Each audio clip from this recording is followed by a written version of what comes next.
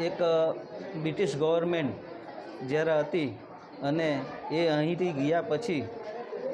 ગયા પછી એ બ્રિટિશ ગવર્મેન્ટે જે ઉંદરો હતા એમના પાળેલા પોસેલા એ લોકોએ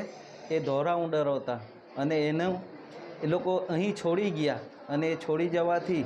એ ઉંદરો ગરમીને અને આ જે કંઈક આવી બધી હતી ગરમીઓ તેમાં એ ગુજરી ગયા હતા।